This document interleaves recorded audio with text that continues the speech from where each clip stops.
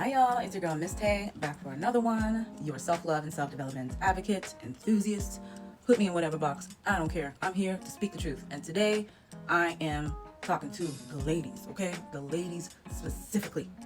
I'm gonna give you 5 tips on how to emotionally, mentally, and energetically detach so you don't lose your mind and lose your edges. Because I want you to have some edges this summer, because I want y'all to be outside, okay? I want you to be outside with your hair in the wind. So I'm gonna teach you how to grow them back, okay? So number 1, block, bless, repeat, okay? You gotta be able to use that block button like it owes you some money. It don't make no sense for you, especially if you're not in a relationship with someone, to be giving out your energy like it's the cheapest currency, because it's not. It's the highest. Your energy is your highest currency on this planet, okay? And where attention goes, energy flows. And if they don't deserve your attention, and if they don't deserve your energy, why? Why are you entertaining it? Please tell me why, okay? Block, and go drink some water and mind your business, please. And say if you're in a relationship with someone, give yourself some distance, okay? Go for a walk, touch some grass, go work out, stretch, regulate your nervous system, regulate your emotions, okay? We need women to be more emotionally and energetically stabilized so we can basically function at our highest level, okay? We don't want trauma, triggers, and just being erratic to be the forefront of your everyday living. It's too much. You're stressing people out and you're stressing out yourself.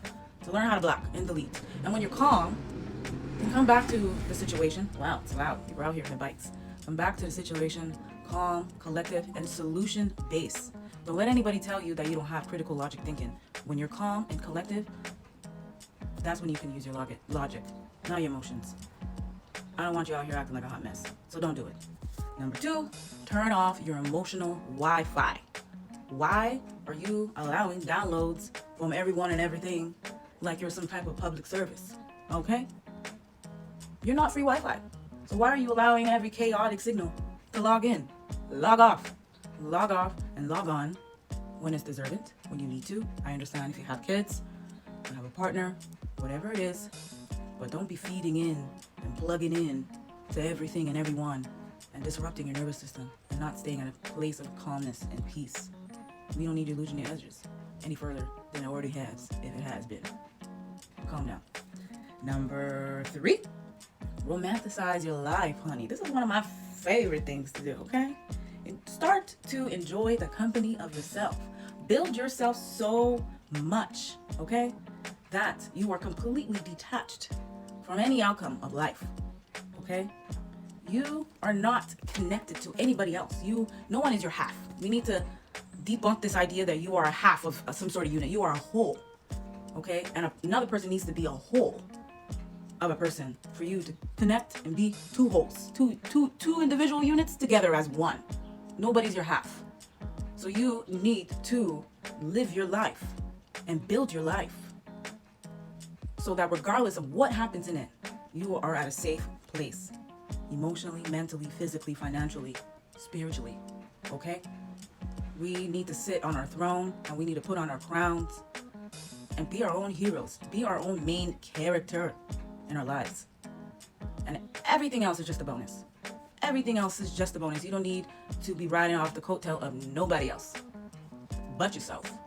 So put on a satin robe, drink some matcha or some water, mind your business, live your life, okay? Number 4, rest like a bad bitch on a break, okay? This is also one of my favorites. If you need to take a day off, take a day off, and don't feel guilty about it. And sleep, nap, rest your body, rest your mind, rest your thoughts.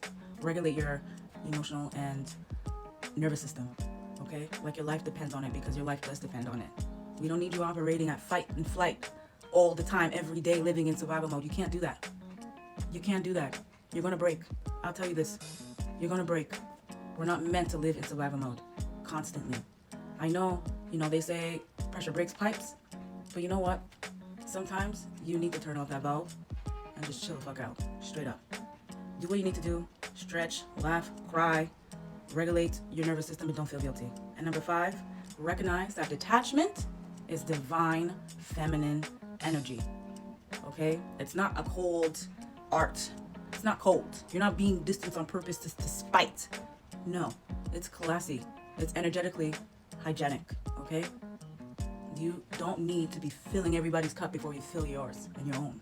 And you can't fill from an empty cup. You can't. So you got to be able to detach from any other chaotic situation going on, even your thoughts. Okay? Yeah, you may be struggling. I'm a single mom, I go through moments of feeling overwhelmed, or I may be going through some sort of like financial problems, whatever it is. You got to be able to detach and calm yourself down and think of solutions that can improve your state of mind and your state of being. You can't do that in survival mode. You can't do that in fight or flight. You can't do that freaking out. You can't do that out of a place of anxiety and depression and trauma and destruction. You can't. It's impossible. You can try, but you won't get far.